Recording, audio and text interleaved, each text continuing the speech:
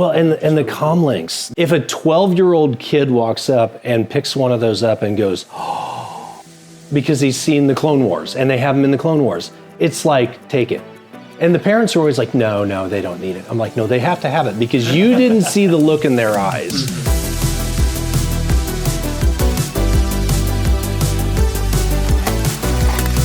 When it comes to Star Wars, few things capture the imagination quite like the props. The helmets, the sabers, the blasters that make the galaxy feel real. And that's where Kyle and Zach of Cause 3D come in to make the Star Wars fandom something that you can touch. What began as a way to make a few props for friends quickly snowballed into an Etsy shop, a YouTube channel, and eventually vending at conventions where they can bring their creations directly to the fans. Kyle has been hand-building props since his first Darth Vader costume back in 1996, and paired with Zach's technical skills in electronics and modeling, they've grown Cause 3D into a brand where imagination meets craftsmanship. They don't just build props, they create magic. So let's step into their workshop and find out how they bring that galaxy far, far away a little closer to home on A Certain Point of View.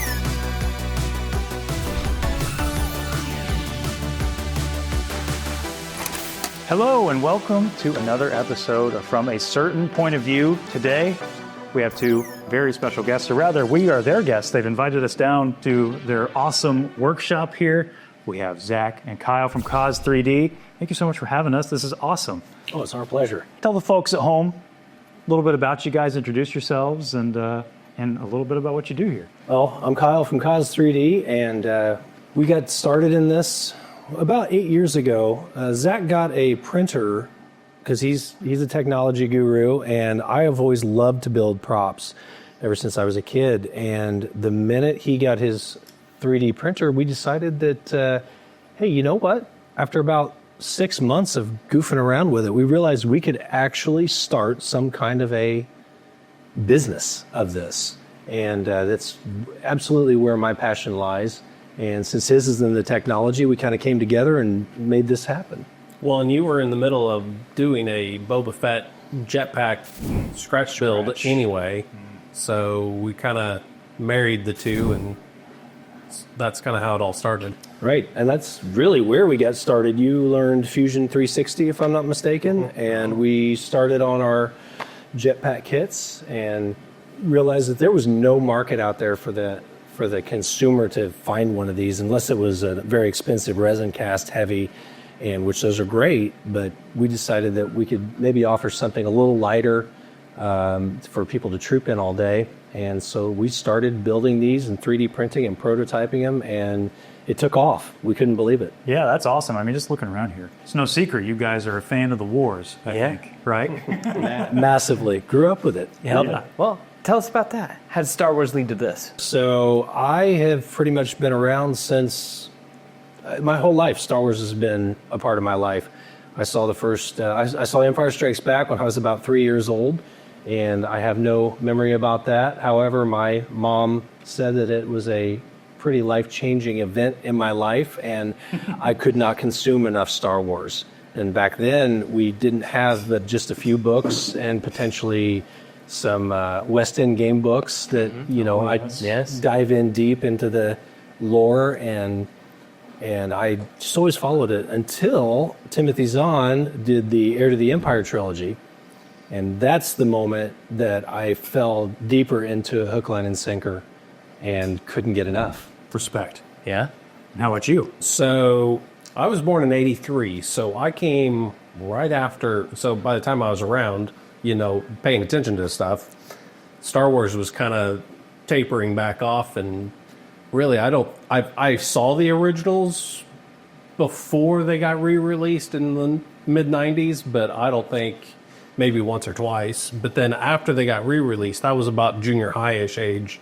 That was when I got into it. And then since he and I became friends roughly 10 years ago, I kind of drug him deeper into the lore. Gotcha. Yeah, that's always there's always one, right? I'm the one. I'm the one of the friendship that said, "Have you read this book yet? Have you seen this series yet?" So now he's deep. So Star Wars has kind of been there, but for both of you guys, kind of your whole life. Absolutely. So was there a moment where you looked at something on the screen and was like, I got to make that, because clearly you guys make Yes. a lot of really cool stuff.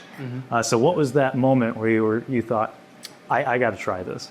So for me, it was my freshman year of college. I wanted to go to a Halloween party, and it was a pretty big Halloween party, so I heard, and I thought, you know what nobody's going to show up as is Darth Vader. Now, I'm not tall enough, I know. My helmet was store-bought. It was horrible. I had a catcher's chest protector on with the shoulder pads and a really cheesy cape, and I built this Darth Vader chest box. Okay. And it was made out of just pieces of wood glued onto a board. I mean, it was horrible, and I still have it to this day because very cool. I've made so many other iterations of that, and every time I do it, I dive deeper into, what does it take to build this? And so Halloween throughout the years, like we were talking earlier, my Boba Fett costume that I had started back in 2000 and is wearable but still not complete today. I continually upgrade that. Now, I don't enjoy wearing that stuff. I don't enjoy dressing up, believe it or not, but I love building it. And if I have the opportunity to dress somebody up and follow them around all day, I'm in heaven. If I get to fix things all day, that's. Gotcha. So you related a lot to Anakin then in Yes. episode 1. Maybe I not can fix things. Yeah. Maybe not quite as force intuitive. Yeah, okay. So how about you? What was the thing that you saw that was like... So I never really got into the building of stuff as much as it was more of once Kyle started going down the rabbit hole of can we start doing this on CAD? I'm all about tech stuff, so it was like, well, let's learn this CAD thing and see what we can do. So it was kind of a perfect coming together here. Yeah, it was. Meeting of the minds, it sounds like. It really was. So so I don't love doing CAD. I wouldn't want to do it for a job or anything, but I've gotten to where I feel pretty comfortable doing it. Good at it. And you're good at it. Well, I don't know if I'd say good. I didn't say but fast, I said good. Competent, maybe. Yes. So how much of this stuff around here have you designed personally? So the jetpack, Oh, we've got the macro binoculars, I don't know, there's probably 4 or 5 different things around here. Okay, so you were actually in the 3D software, because that's what CAD is for anybody who doesn't know. A 3D software, you're building it out Yeah. so you guys can Yeah, so- print it, or are you making templates that you can cut out of different materials, or is it mostly 3D printing? It's 3D printing almost exclusively. So the interesting part of it, though, is when 3D printing was relatively new to the average consumer like us, we found that the bulk of things that were designed were not designed to be 3D printed. They were just 3D models. And you've got problems Can you with... tell me a little bit about the difference between the two of those things? Yeah, absolutely. So if we wanted to print something like this, that's what you get. The 3D model is completely finished. It's something that you... It would look great in a video game, Yes. but when you actually go to try and print Make it a that, physical thing. yeah, it's got stuff that juts out of it all over the place. It's a round thing, so it's never going to print quite right. Printer doesn't understand that, basically. Gotcha. So the jetpack would actually be a perfect example that when the majority of the... I believe we were the first to have a jetpack on Etsy or even eBay that is 3D I printed. think that's I think we were the probably first accurate, ones. yes. And this is because of your Boba Fett armor? Yes. Yes. Yeah. We designed the jetpack because I said there's a market out there of people who are looking for something like this. Well, and really, we designed it because to I was do it for building you one, because it was you were trying to find certain ring that's so you had to like cut this thing 80 apart millimeters and yeah. So it was a scenario where you wanted it for yourself, couldn't find it. It's like, well, Right. you're going to fill up that hole in the market. Right. Yeah. And like I consumer. And like I told him as we were designing this, many hours and failed prints and all that, I said we have to be able, actually I think it was your idea, to break it up into parts that you could paint separately and that would print easily. It was selfish because I didn't know how to model Yeah, it, the but whole if it thing. is one chunk at a time. So we got going on that, and I told him, I said, we could make tens of dollars selling these. And it turns out we were wrong. We made a lot more than that. I mean, because there are people out there that are like me that have the proficiency to build it, but they don't have they don't necessarily have the avenue to say, where do I even start? So we give them the raw kit, and now people are able to build their own. Oh, that's so you guys. It comes to pieces. Yeah, so that's 95% of our business is all kit stuff. It's Right. So as you can see over my left shoulder, I believe we don't have our shelves too stocked at the moment, but these all come in parts for ease of assembly, and everything's threaded together. Very little glue is used. So you put a lot of thought when you design into the consumer experience as well. That's huge. Absolutely. I think. Well, selfishly, we did it more because I had to build it, and I wanted to make it as easy as possible. Well, you were your first consumer, right? So, and I'm pretty picky. It's nuts now that you say that. I'm looking at it. I'm like, oh my gosh, those are all the individual pieces of Boba Fett's jetpack. That is.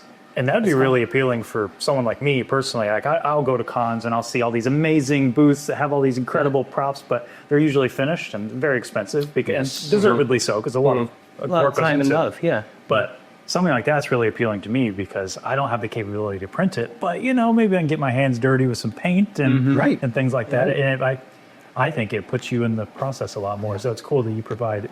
It's like big boy Legos. Yes, it is. It very much is. Yeah. Well, and it's really gotten that way because over time we've done the Mandalorian jetpack. We've done them all. Django's. Yeah. So that's your bread and butter. You're telling me is the that's kind of our jetpack bread. kits. That's what started us, and that keeps us kind of rooted. That's where our true love is. That's the thing I know the most about. Tell me a little bit about what we see on the table. How much of this is stuff you've made? How much? Sure. So the C-3PO helmet, of course, I had that. I made that. I did not design those files. Okay. I got those off of an expert. I think his name is Jesse M. off of Thingiverse. He's already an expert in that field. I have no desire to try to remodel. Absolutely. Show it off a little bit to the camera. And that one I had to have Anthony Daniels sign. I was about to ask you. I noticed a little penmanship there on your forehead. Yes. So that's kind of my. Of course, we do travel regionally in our area here around to conventions, and we vend there, and it's so much fun because one of my favorite things is when somebody walks up to the booth and they say, "That's really cool, but I couldn't build that." And it's like, yeah, actually, you probably could. And we have so many video tutorials out there of things but the ones that come back the next year, and they show us that helmet that they bought last year, and they go, "What do you think?" And 9 times out of 10, I go, "Holy cow, this is better than I can do." Yeah. And it's so fulfilling and so rewarding when those people come back. That's really cool. I bet that is really something to see. Having people bring something that you made that they put their own heart and soul into. Right, absolutely. That's really awesome. And it's always great at conventions that the people to come up to, especially the jetpacks. I wander off away from the booth occasionally, this far away from somebody looking at their jetpack to see if it's our jetpack, because there's a couple markers on it that we know. Gotcha. And it's like, that's one of ours, Zach. That's one of ours. And eventually they'll circle back around and say, "Oh yeah, I got this from you guys." So would you say that's your favorite thing you guys make here? Your jetpacks? We make so much stuff. We do so many custom orders, but like I said, the jetpack was bunch of 0.0 helmets are for good, us. yeah. So that was our starting, and that's where my passion is helping people build those. Yeah. And how about you? What's your favorite thing that you guys make here? I don't know. The helmets, we have just a ton of different helmets, though, so it's just kind of cool, especially the Mandalorian ones, because guys paint them, Yeah, just a 50 generic Mandalorian different style. kinds, yeah.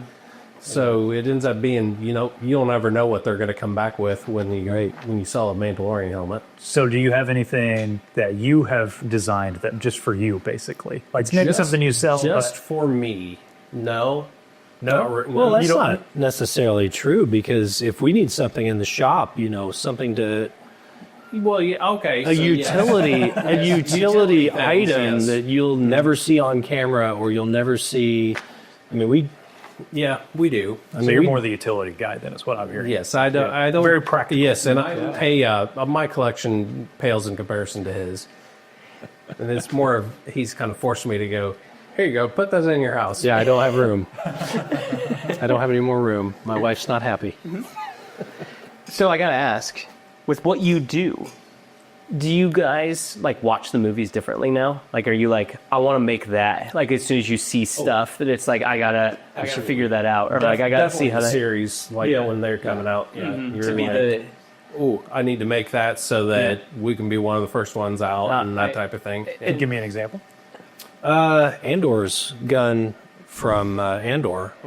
I know we pretty much finished the episode of his revolving barreled gun, and we weren't the first. No, we weren't. They were quick. They were quick, and we found one. We had to make it. I mean, we just had to. Yeah. So my introduction, or rather my experience with that kind of thing, I'm involved with some action figure customization. So this stuff fell on a bunch more down, and it's crazy how fast some of these guys come out there. Like we'll be watching, when Skeleton Crew came out, and the next day somebody's got Jod's helmet, ready to go, ready to print, and somebody's already made a custom.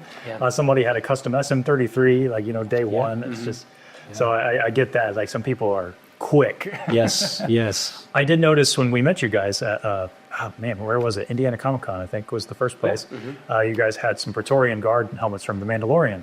So was that something you guys saw and was like, we have to do this? Or is that... We didn't design those. Again, if we get beat, we'll wait a day or two and kind of get a game plan of maybe making something from scratch. And then we'll keep an eye on the internet. And if someone comes out with it first, we go, okay, is this a file we can purchase?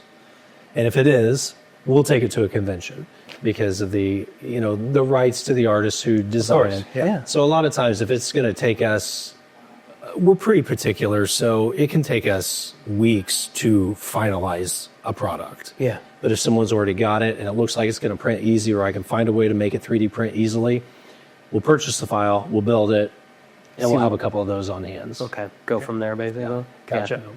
So I see a lot of weapons here. I see a lot of costume pieces. Really excellent costume pieces. I see a Porg up there, which is really cool. Did you guys make? Did you make that? No, we didn't make that one. We just 3D scanned that the other day to potentially start making some. Really? That's because, why not? Yeah, why not, right? Yeah. But I do know you have another item in here that's not on camera, and that is a life-size R2-D2. Yes. And hopefully I still have some footage of it. I can put it up on screen. But that kind of... The whole droid building community is its own beast, right? It is. And I'm curious how you got from this to that. Is there a lot of overlap, or? Not really, because that, like you say, it's its own beast. So Michael Baddeley, he's the one who actually designed all the files for the R2, and that was one of those big builds. I just finished constructing the Han Solo and Carbonite. That I had built, and it was like, wow, we just built this big thing. Life size? Life size. You built Han and Carbonite. Yes, which we no longer have. And you sold it, and it wasn't all 3D printed. It was actually like wood framed and Gotcha. It was lights up. I mean, it was it was a big build, and it didn't take nearly as long as I had kind of expected. And Zach one day comes in and he goes, "You ought to build an R2 unit." So I thought, actually, that'd be kind of fun to tinker with throughout the next 6 years. Well, I got online, and sure enough, there's a community out there. You join the Patreon, you get the files. So, of course, we can't sell those because they're not our files. But, so I've built, I've got one in my basement and one in my shop, and they serve different functions. And, I mean, it's a ton of fun. Yeah, I was going to say, we were drawn to your booth because of it. And that's why I take R2 with me to any convention that we can have, is because that's what people see. Yeah. We met some droid builders like in those communities, and it's the ingenuity is incredible. Like very much so. Taking your skills here, which are already so like technical rather, like technical and creative and all these things, and then putting that into building a droid is just that's crazy. Fortunately, not to downplay my contribution to the droid part, but it's there. I say anybody can build this stuff. You just have to have the patience and the learning curve to do it. But they've already solved all those problems. I was so impressed. It's all 3D printed, right? Yes. Now the finishing side, there's a lot of work that goes into Oh, it. yeah. And that's something that really strikes me about what you guys do here. I'm gonna say the lightsaber spinning over there. Lightsaber's 3D I don't know how well that's showing up on camera right now, but that is all 3D printed. And Yeah, it looks I metal. was convinced that was metal. Yep. And that's, as someone who dabbles in 3D printing, my goodness, that's hard to do. And like not only getting your finishes to look clean without the layer lines and all that stuff, but to look like it's a completely different material. My goodness. Well, and that's just years of me failing and leaving layer lines in. You just start to learn after a while. You just keep plugging ahead and putting your head down. And I just finished a Warhammer helmet for a friend of mine, and he asked for a specific build, and I was like, yeah, I can build one for you. And had some major problems with it, paint peeling, things like that. And that hasn't happened to me in years, where I run into build issues. Those are a lot of early issues that you run into when you're starting to do this stuff. Yeah. And it happened to me like this week. I was like, holy cow, this had happened forever. And it took a minute because my brain went, oh, I failed. I got to restart this. And I started thinking, no, wait a minute. You've crossed these bridges before. It's not that big a deal. And you just kind of plug on and you keep going. I mean, you've honed your skills, and this whole workshop is a testament to that. Both of you. Yeah. But I still fail. That's the best part of what I like to tell people what I do. Failure's the greatest teacher. It is. It absolutely is. And I'm always diving into a new, into a new realm, like the C-3PO helmet. I actually want to electroplate it. Oh, and okay. that's something that now I've done research into, and probably will start doing that. That would be incredible. So I just finished a Darth Vader chest box, and it was all 3D printed. I didn't care for the rods that were on the sides, so I moved over to my metal lathe that I've had for about a year and just figured it out. So this one's not made out of wood, then. It's not, unfortunately. Step up. Yeah. Your guys' stuff is incredible. I mean, like when we first came up to your booth, this is what caught my eye. It's just that it's stuff like this that's you've seen the movies, you know exactly that it's like, I know what that is. And as soon as you pick it up, it's like, this is like literally, I feel like I'm now part of the movie. Like that is like the entire rest of the convention while we were shooting our videos. Oh, I saw it. I just used it, and I'll be real, it gave me courage. Yeah. Because I was scared. Cool. I'll admit I was nervous to be doing it.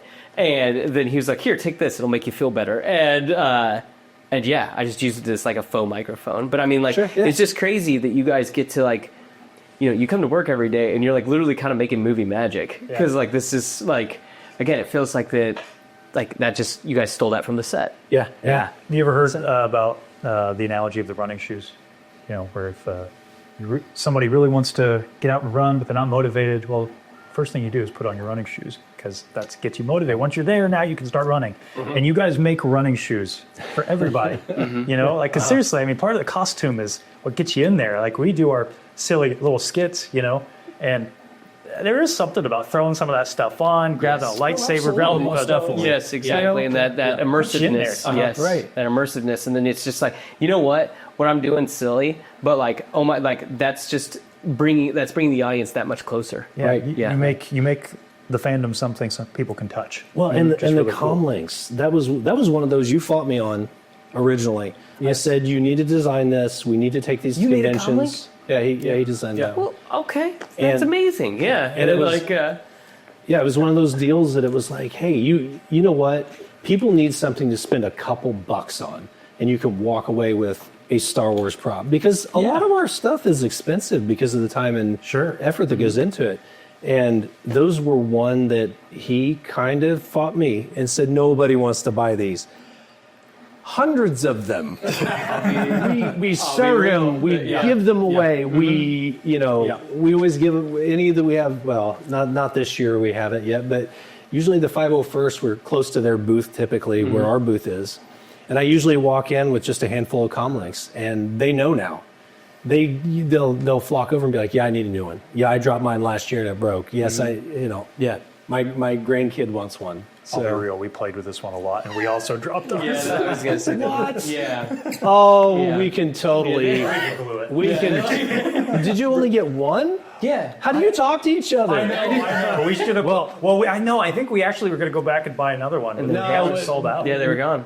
They always sell out. So when you leave, Yeah. Hey, if you guys got to see these another one. guys, you got to go buy. You got to get these right away. yes, you do. They're cool, and they are really. These fly off the shelf too. We also were going to buy one of these. Yeah. Yes. And you guys are completely out of them. Yeah. Yes, they do. But that's a testament to you guys. Like, Yeah. what you make is cool. And again, like, guys, I know it sounds silly, but as soon as you start like it is TK421. Shut down all the garbage masters on the detention level. Shut them all down. Like, yeah, it just you're there. right, You're yeah. there. And like, oh man, like you can't like I don't, you can't put a price tag on that. I know that's silly. That like because They did actually. It was Like, But and that's and that's ultimately I never want to lose sight of this. We have to make money. Yeah, of to course, spend yeah. money. You should. to yes, make more because stuff. you're making cool things. Yeah. But when we go to price things, it's so hard because if a 12-year-old kid walks up and picks one of those up and goes, oh, because he's seen the Clone Wars and they have them in the Clone Wars, it's like, take it. And the parents are always like, no, they don't need it. I'm like, no, they have to have it because you didn't see the look in their eyes when they picked that up. I did. That's cool. And that's what I always have to remind myself. Even though we have to make money, I love that joy on people's faces. I'm addicted to that. I have to make money to be able to buy more supplies to make more stuff. But that's where I love to do conventions. Yeah. I mean, the thing that drew us to your booth, I remember very clearly, was R2, and right next to it was a pit droid. Yes. And I made some stupid joke like, Seth, go bop it on the nose. He's like, I can't do that. And then we walked up and saw these things, and something you just mentioned, how these are, like a $10 item. But that is, I think, a great thing for people just to walk by and say, oh, that, yeah, I'll spend $10 on that, Right. of course. Yeah. And then they can see, all the other stuff and how much work you guys put into everything, and it's a great gateway drug, And Absolutely. I think too, it's just the materials that you did because, like, when you touch it, like I'm serious, it doesn't feel like it's something 3D printed. It feels Right. like again something that came right out of the movie. I think that's asked you guys when we were there if this was rubber, and you guys are no, it's all 3D printed. yeah. Just like that. Did you see you put a finish on it? Is that the Yeah. Okay. So Yeah. usually we once I assemble them, and I wish I could show you some footage of me assembling these because I'm listening to my Star Wars audiobooks and have the theme playing in the background.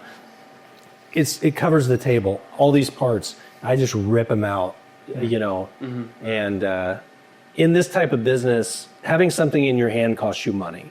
So the quicker you can do it, the better. If I need to make one, it takes me a long time to make one. If I make 50 or 100 of them at a time, then that exponentially lowers the time that you spend on it. Yeah.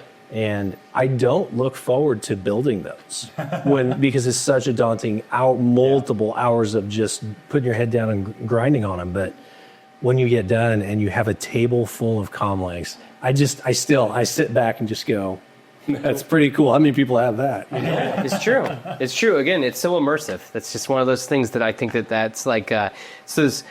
You guys make like little slices of life from Star Wars, though. Yeah. If that makes sense. Like you brought up the thermal. Like before we even started, what was the first thing? Like you heard me quoting the movie. Yes, exactly. And playing with it. Just that. Speaking Huttese, no less. Exactly. Yeah. As I'm playing with this thing, and it's just kind of like that. That's a neat. I didn't even realize. Yeah, you can activate it. Yeah. Yeah. Oh, well, hey, hang on. Just probably discernment. Yes. That's cool. I didn't even realize that this moved. Yeah. It's just another little detail. Yeah, and just again, that like you guys get to come to work, and that's what you do. You're making magic. and making memories. It's pretty cool. Yeah, it's great. I shut my brain off when I come out here and just sand away. And of course, when we're in the middle of design, it's a lot more stressful because he and I kind of butt heads on ideas. But Hey, iron sharpens iron. That's true. That is very, very true. But I always say that there's a lot of products that are out there that you can buy, get free STL files and stuff. And when I find technical schematics, for example, the Comlink, I mean, so many people that I've seen make them, they're just wrong.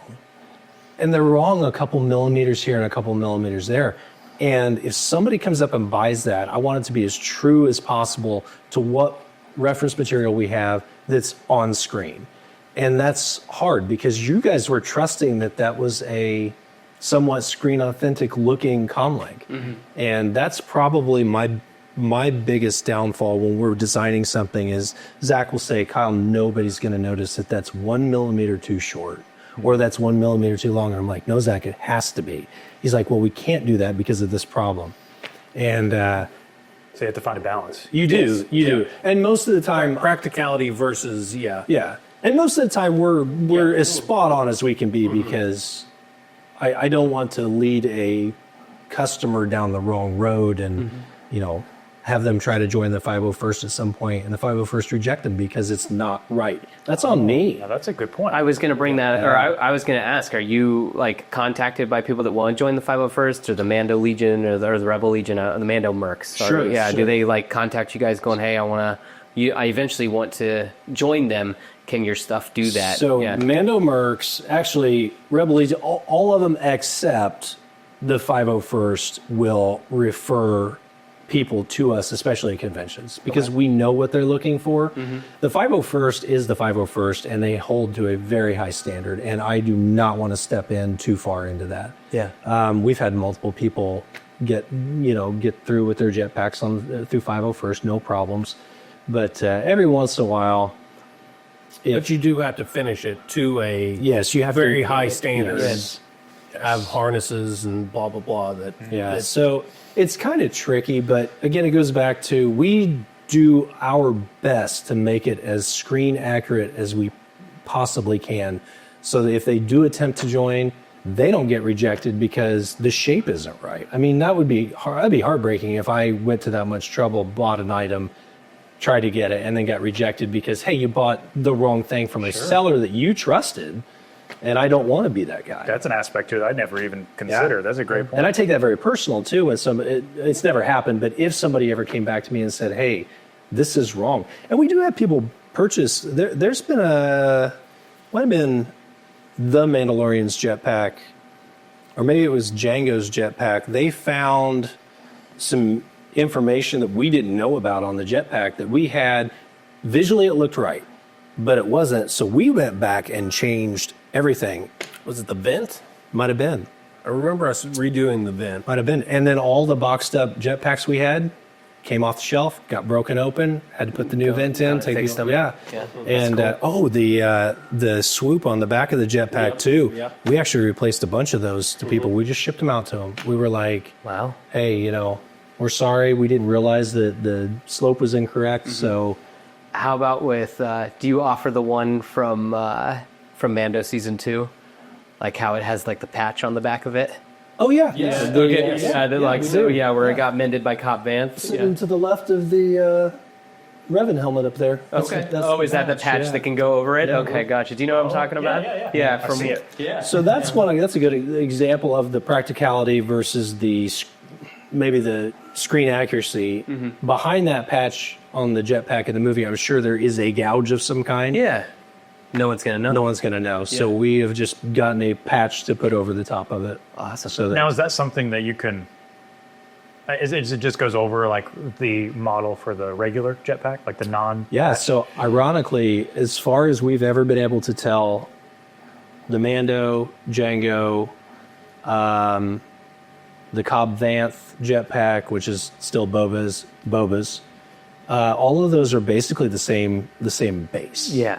And they just have different. So all of ours are missiles. interchangeable. Yeah. Oh, Yeah. I didn't know that. That's interesting. Okay. And- Yeah, so you could, like you were talking about Legos earlier, Yeah. you could literally throw Gotcha. Django's thrusters on Boba's jetpack with Now that's cool. Mando's Mando rocket. Now, do you Yeah. let people kind of piecemeal that out if they want, or do you special request we do, absolutely. Yeah, and we usually have to figure out materials and shoot them Sure. So we had one guy, and I've got some parts sitting around here somewhere. He wanted Boba's rocket, and then on top of the 2 tanks, 2 more rockets. Okay. Which makes sense. Why does he only have one rocket, Yeah. right, or one grappling hook or whatever? I was gonna say, is it Pre-Vizsla? One of them does. he might actually, in Clone yeah. Wars, I think that he actually does have like missiles on the side of his, or it looks like Yeah. that he could have 3. Yeah. So maybe that's where he got So that idea. Yeah. we designed just a new part that would accommodate all that stuff. Yeah. And I mean, I love it when these people buy stuff from us and send us the finished photos. That's the most rewarding thing. Is bet. yeah, That's awesome. I designed that. Yeah. I did that. Yeah. It's great. Well, gentlemen, we talked about all of these amazing things you make. There's, a question we've not asked you yet, which is, what's your favorite part of Star Wars?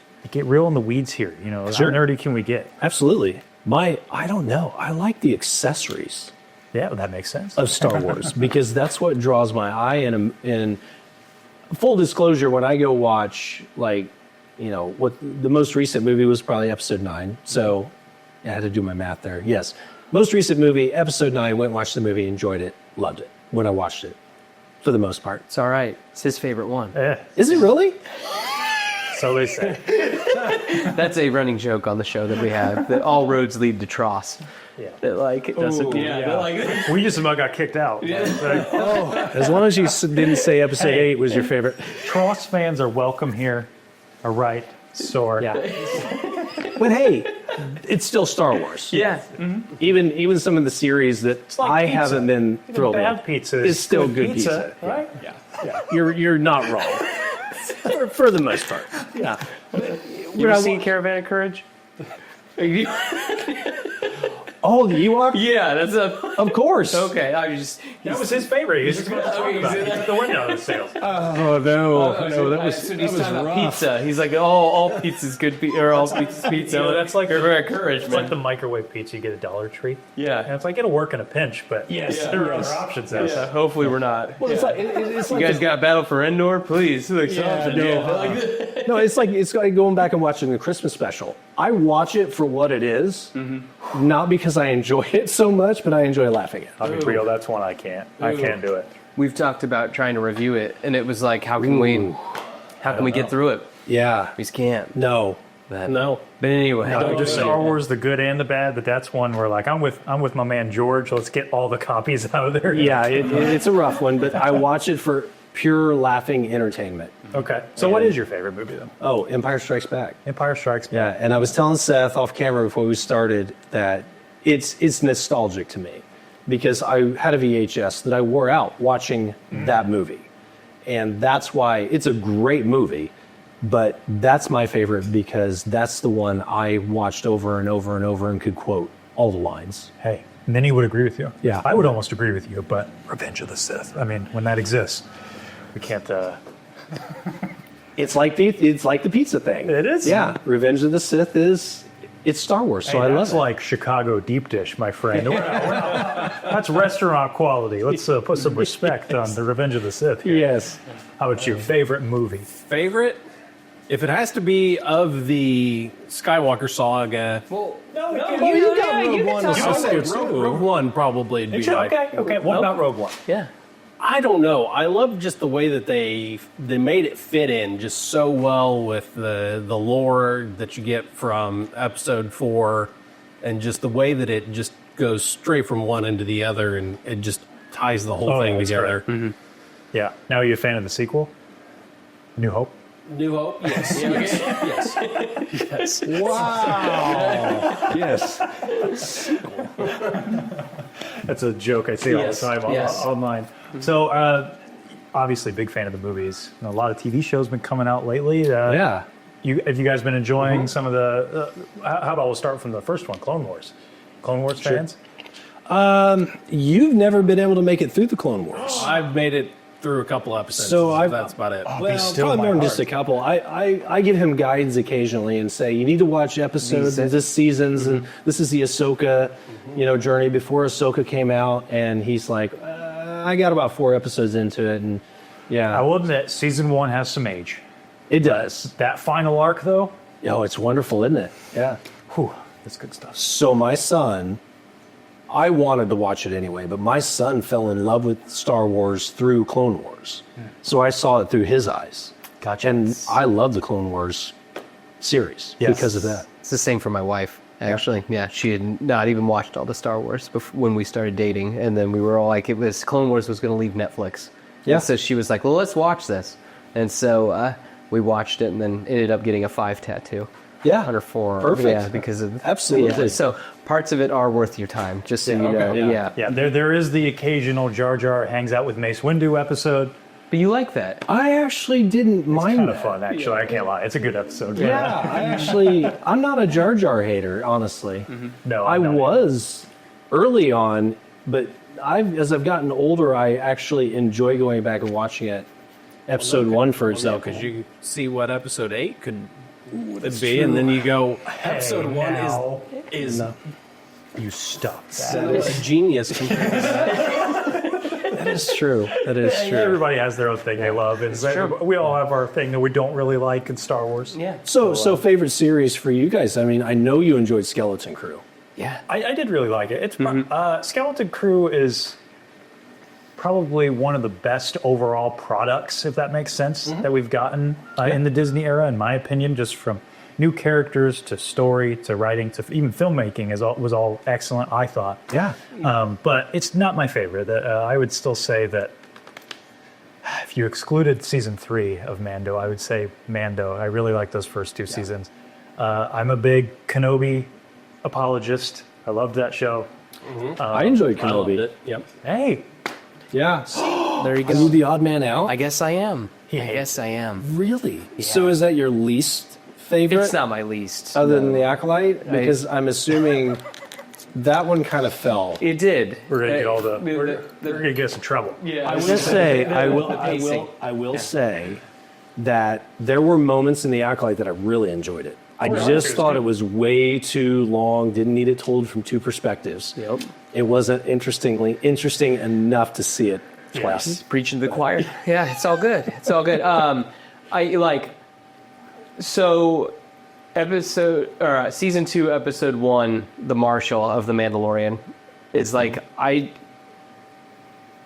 felt like I was like 9 again watching that. Yeah, I don't know. There is something about Cobb Vanth. I've talked about this in the past on the show, but just like I love the idea of someone finding Boba Fett's armor in Right. the Sarlacc pit. Or in the Sandcrawler. yeah, finding it. Then he's like, okay, this is a horrible thing, but I'm going to do the right thing with it, and I'm going to try and be a good guy. And I'm just like, dude, that's so cool. And so yeah, that really like comes out or like speaks to me.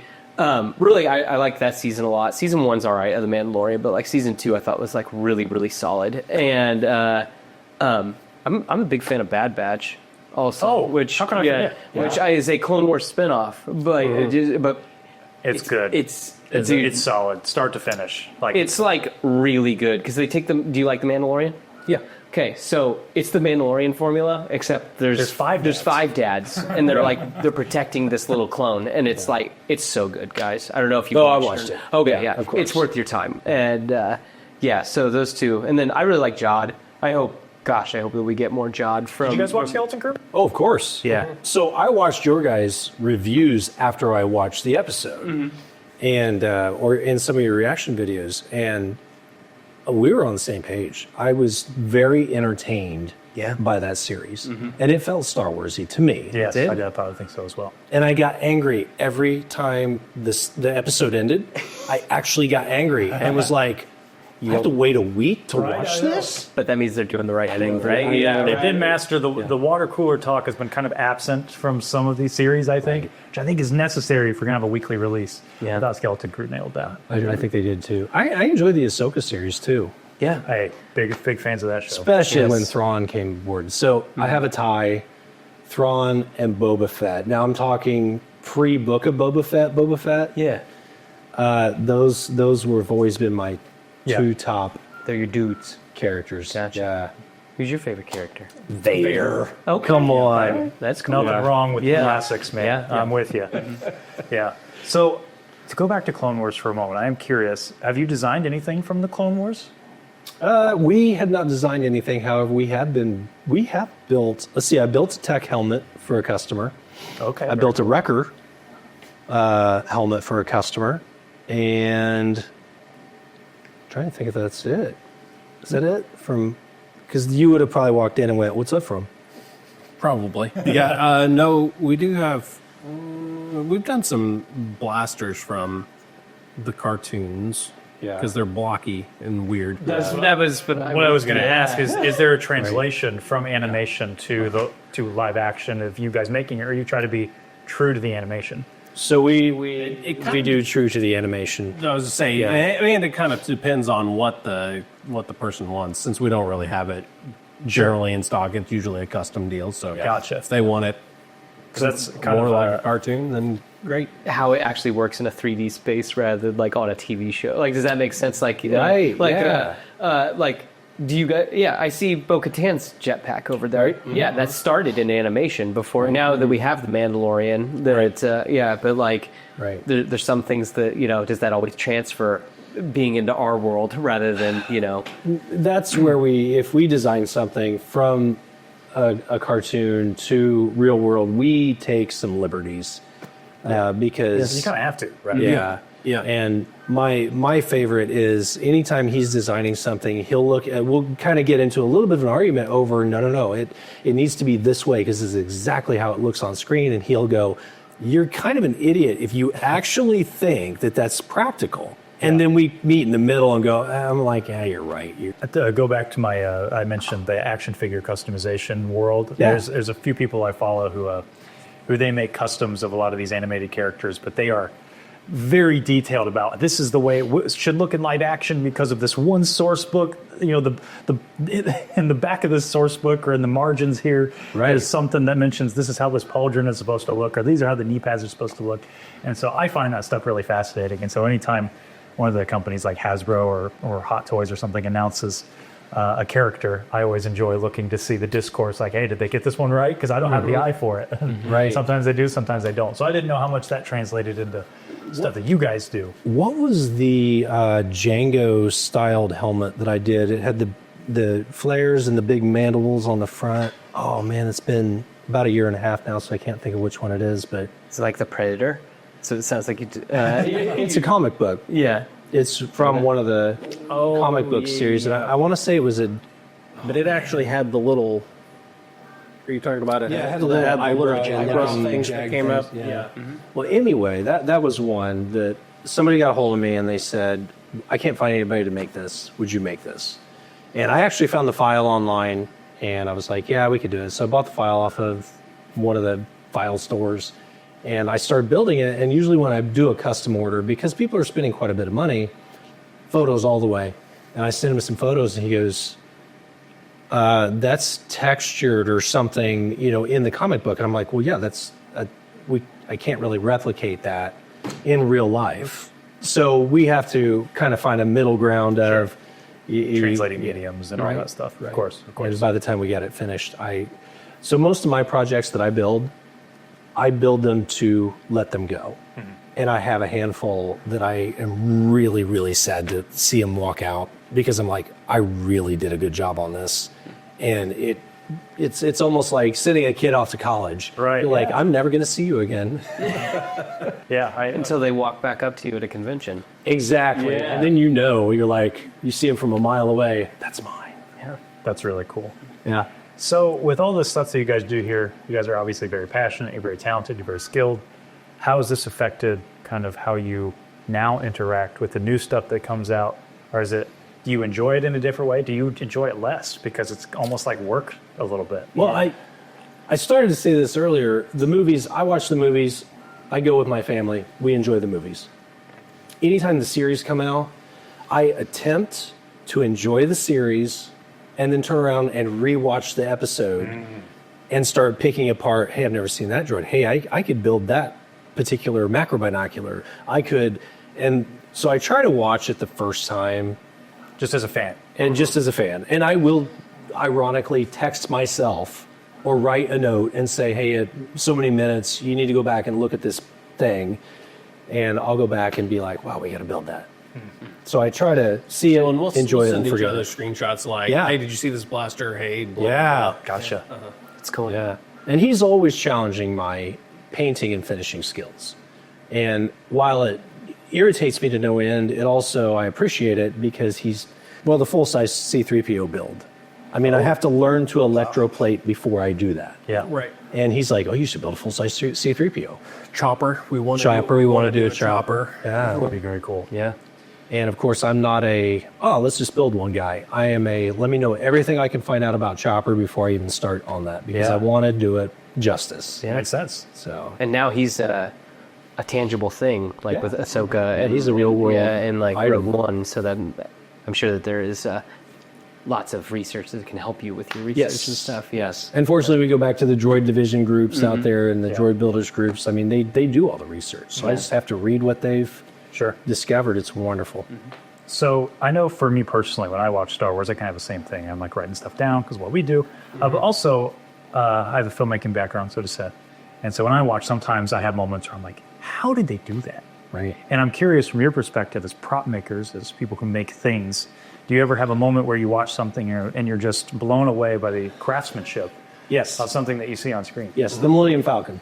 Okay. Any iteration of a miniature of the Millennium Falcon, probably pre 7, 8, and 9, because there's probably some digital stuff going on in the background there. But Good question. I wonder if all those models, and there you go. There's a challenging one. He wants me to build a 3-foot Millennium Falcon. Hey, And the detail just that goes invite into us back that. down. Yes. No, You guys come down and help me sand. Yeah. Heck yeah. But some of that stuff, when I go back and watch the original movies now, again, somebody built those things. Yeah. And that's what sparked my whole, I mean, the training droid.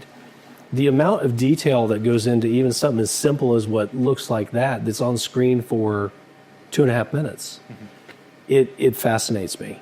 It's part of that magic. It makes it feel real. Yeah. Because there's like things that you see that like I don't know what that is, but it's just sitting in the background. It helps build the world. It makes the world feel lived in. Like, oh, that object has some meaning to the people on this ship, even if it's a piece of junk. Right. And that's pretty cool. That even junk is something you have to think about. When you build out these worlds. So, is there anything that you specifically when you watch, even watching new stuff? I mean, that's about the same. Where I'll watch it, I don't know that I go back through specifically for going, I wonder if there's something we can build. But I will kind of mentally note, like, I haven't seen that blaster before. We should probably at least look that up and see if that's something we want to do. Yeah, I always know when he's watching an episode because we used to get together and watch anything that premiered at the same time. And he'll text me, though, now, like Skeleton Crew, I couldn't wait. He wasn't available for the first 2 episodes. I had to watch them. I was just so excited. But he'll text me. I know when he's watching, he'll be like, hey, we should, I'll pause it and take a picture of something. And hey, we need to send it replicate to him. those credits. And we need to find a way to sell a stack of credits in a container, Yeah. that look Well, real enough. I saw the Cantono here somewhere. Oh, the Cantono was in my, it's in Okay, my yeah. collection. Is that your guys' stuff? Like, did you make the Cantono? No, or- that's the Disney. However, that's a Yeah. good question. So we actually make, I don't have any The unboxed. IFC insert We so that it can hold. We have all a the stuff. tray with a hold post the- with a hold tray all that the goes money. fits perfectly in the Disney Cantono. That's really cool. So To kind of go more off what you were just saying, do you have anything specifically that when you're watching, you're like, wow, how did they do that? That's mean, crazy. I'm pretty good at just watching it to enjoy it for the most part. Okay, so you're not like us crazy people who are like, No, I Just combing over it. No. Guys, it's just a movie. I kind of just want to zone out and enjoy it for what it is. I don't know. I kind of let him do the real deep nerd dive respect. on it. I wish Yeah. I still have all the love for Star Wars, obviously, but it has sort of bridged into that. It's become a job thing. So that's great that like you Now sit the there. older ones that I've seen 100 times, I can totally go into the weeds on certain things because I'll like, see wow, what's something. that? I won't be watching what's going on over here. I'll be watching the 3 people in the background going, wonder what they're doing. yeah, Oh, what is that? And then you gotta pull out your laptop and you go down a rabbit hole of what in the heck is that? And Did you guys ever watch Futurama? Oh, huge fan. Okay. Yeah. So in Professor Farnsworth's hangar, where the ship is, there is a grate that occasionally shows up, and it is Boba Fett's vent on the bottom of his jetpack. Because I built that vent so many times. The very first time I saw that episode, I was like, hey, wait a minute. Interesting. And I'm sure it was unintentional, or maybe it was intentional, but Yeah. it is the vent that goes in the bottom back That's of fun. Boba Fett's vent that you'll never see. Yeah, that you On can't even camera. see on camera. Right. Isn't that amazing, the little things you catch? Like, Yeah. you're like, The design is the same. Yeah, Like, it's exactly the same. even though it does break the immersion a little bit, I love moments like that when I watch, like, oh, that's that thing, or I could see exactly how they made that, because you get to see that the people who make this stuff are just people like you and me as well, Right. you know, and it's cool to see, even if it's a mistake or a flaw, like see their hand in it. You know what I mean? Well, the other Like, thing that I find interesting, since we've done all this stuff, like Vader's saber, we did the episode 4, right? Or did we do 5? Oh, right. We did I think 5, we did Empire. 5. Vader's saber. Well, now, I spent hours combing over photos of that saber so that I could model it and get it all accurate. Then you go to like episode 4, you go to episode 6, and you see the same saber, and you're like, Yeah, that's not right. That's not the same. that wire's not that close to that other wire. That wire's the wrong color. I kind of get the same way with like Vader's chest box. Because Yeah. it's like different every movie. Every Like movie. and like the shape of his helmet a little bit is different. Well, and the painting of his helmet and everything, yeah. The it's- lenses. Yeah. I'm sure you guys know this piece of trivia, but I found this out not too long ago about his episode 4 helmet has actually different finishes on the cheek boxes because of the lighting. Yeah. Yeah, It's a gunmetal gray or a silver, and they alternate black and silver. to simulate lighting because it was so hard to light that helmet. Right. And that was something that actually with Empire, just something I nerd out about.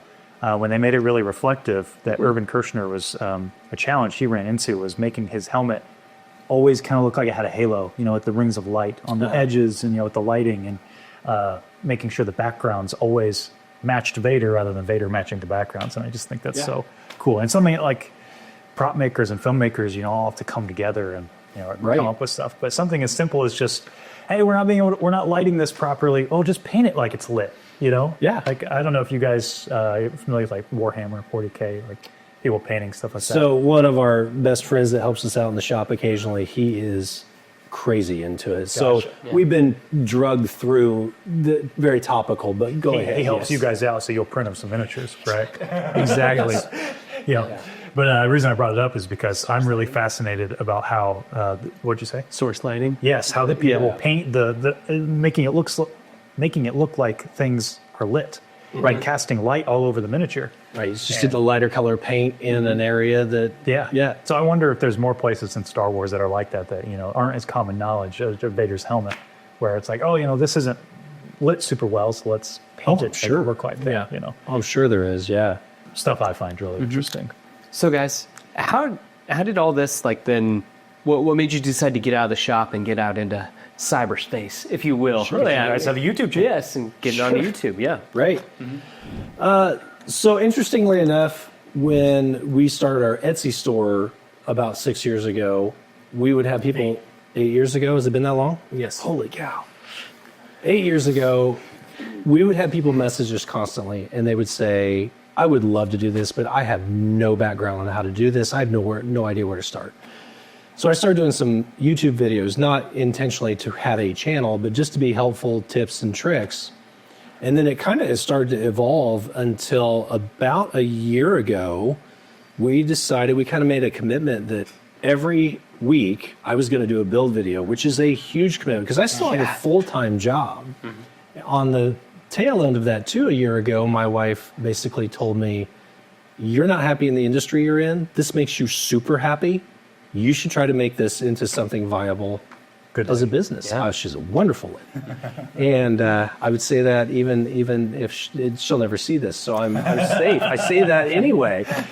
And so I made a commitment. Actually, you know, we kind of made a commitment we were going to do this, and it's been hard. But to build a full helmet in a week, working after hours, after you get home from a job, and making a video to do it. I kind of went off the rails of your question, but the reason I do it is because nobody was there to guide me when I wanted to make my very first block wood Darth Vader chest. I just had to figure it out myself. And now we have all these resources. I want to help people who never dreamed that they could do something like this do it, because there is no more. When I walk down into my collection of things that I built for me that I keep on my shelves, I can stand down there for hours and just spin circles and look around at everything that I've done.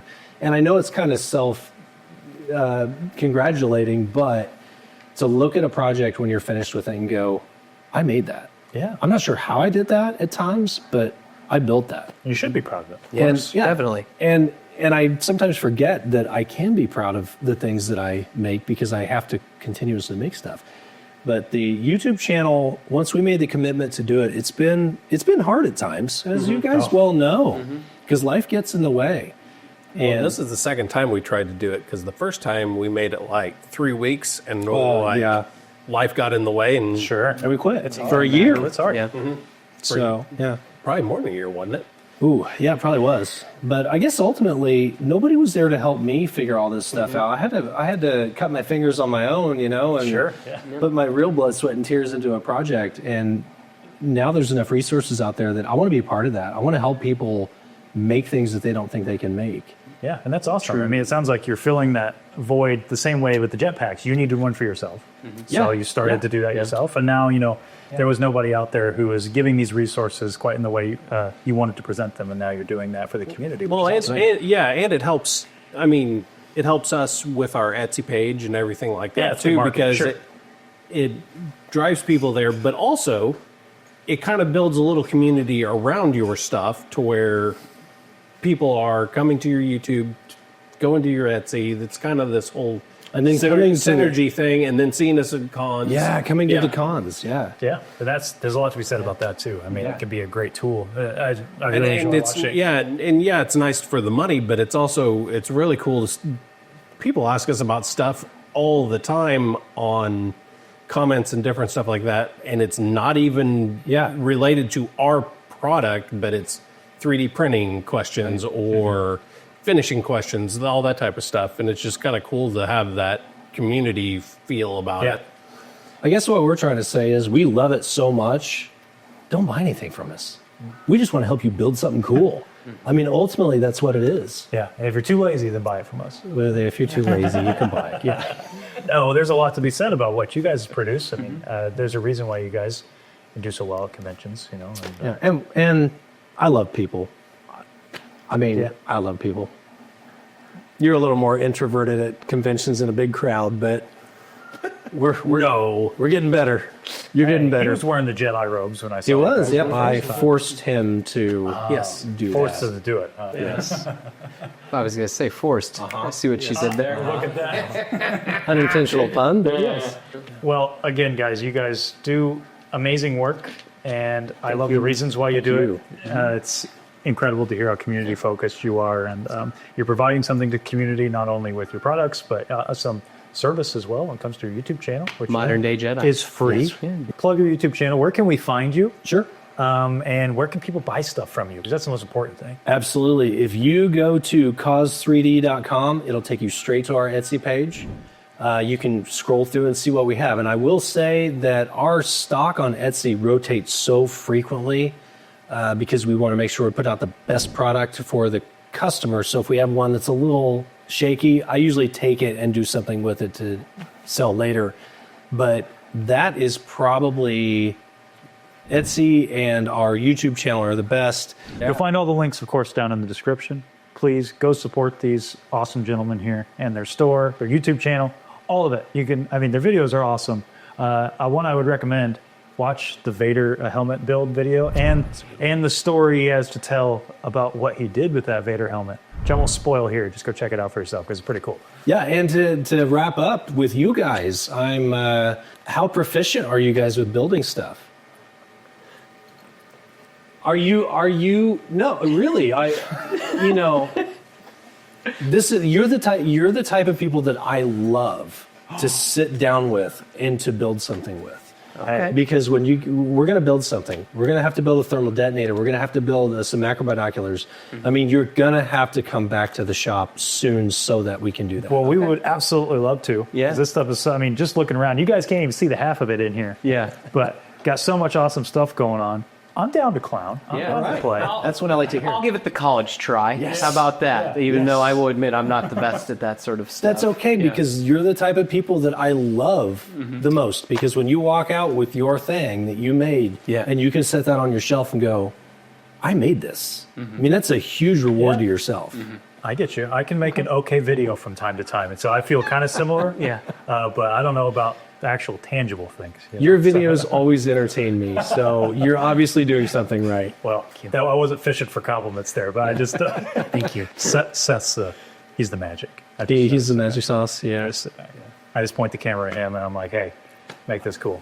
If your hair was longer, maybe you'd, have that Samson strength in your videos. Maybe that's the problem. I just chop my beard off. I know. My hair never gets too long. But guys, it has been awesome. Zach, Kyle, Cause 3D. It's amazing what you do here. Go support them. It was awesome to talk to you guys, and your heart for the fans and your heart for the fandom and your heart for Star Wars is very evident. It's cool that you get to put your mark on the fandom in your own unique way.